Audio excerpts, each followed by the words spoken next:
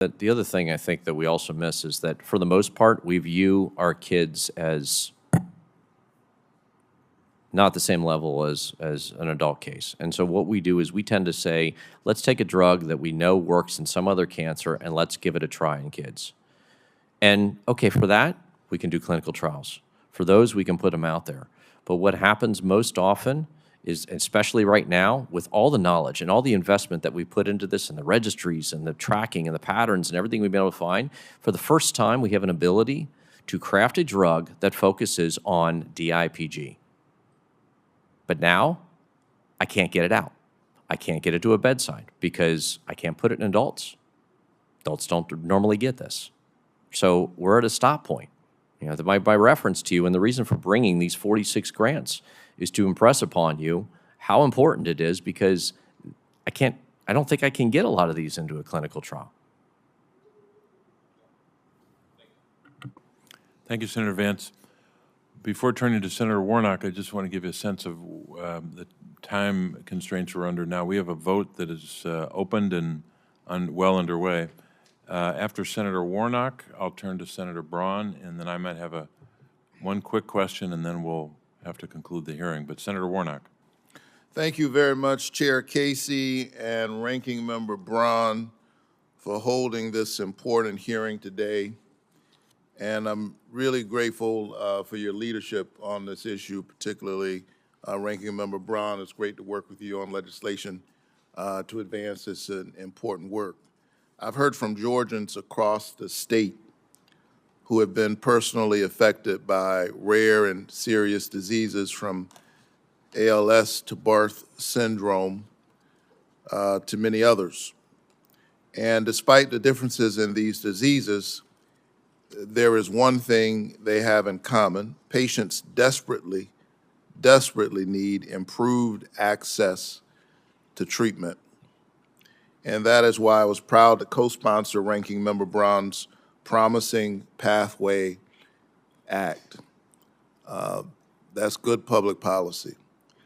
And it would help patients with life-threatening diseases receive early access to promising treatments.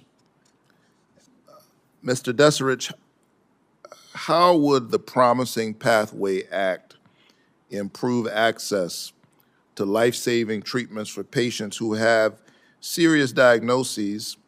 And I ask this, recognizing that you have been personally impacted by this, even as you remember your own daughter. And so let me thank you for translating your pain into power and being such an important voice on this. And so from your experience, how would the Promising Pathway Act help? Well, I think in our case with it, it's a question of time and direction towards pediatrics. I think everybody looks at this as the Promising Pathway Act as an ability to be able to find something that generally satisfies the safety requirements, and we can try to move it towards giving it a conditional approval. So we're certainly moving that up, and I think that helps any patient in a terminal diagnosis. And with regards to the pediatric side of things, what Promising Pathways does that I think better than others is it allows it to move faster into the pediatric realm, especially in those rare and terminal cases. Now, that's not all cases.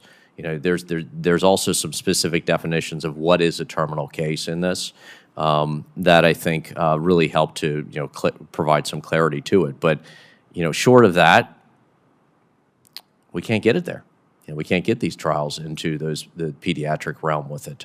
We need a perfect, ideal scenario, and the cancers that we're dealing with are absolutely nothing close to ideal. It changes everything. And it's also important that we include patient perspective and priorities into our therapy development. Professor Fernandez-Lynch, can you discuss some of the advances that the patient-focused drug development program have provided? Of course. Thank you for the question, Senator Warnock. FDA has a formal program called patient-focused drug development, and it's worth acknowledging the major strides the agency has made over the past several decades, starting with the HIV/AIDS advocacy push to help FDA recognize that patients deserve a seat at the table. Patient-focused drug development really refers to a systematic approach to ensuring that patients' experiences, perspectives, needs, and priorities are captured and meaningfully incorporated into both drug development and FDA's evaluation of drugs, because it recognizes that patients have expertise in the diseases that they are facing. It's important to hear from patients, and FDA has stated that it needs to hear from patients about clinical trial design and what are the endpoints that are meaningful to them, what are the things that should be measured in trials, what makes clinical trials feasible to participate in. And I hate to interrupt, but I'm going to be out of time in a little bit. Do you have example of advances made by the program that you could share? What I can share with you are the types of activities that FDA has engaged in, which are a variety of guidance documents to help companies understand how to systematically collect information from patients that will be meaningful. And they also have a program to develop clinical outcome assessments, which are also intended to be specific endpoints that are meaningful to patients. And then in addition to the patient-focused drug development program, there's been further incorporation of patient voices as representatives on advisory committees to FDA. Thank you. Patients' voices are critical to this process, and thank you for your leadership. Thank you, Mr. Chair.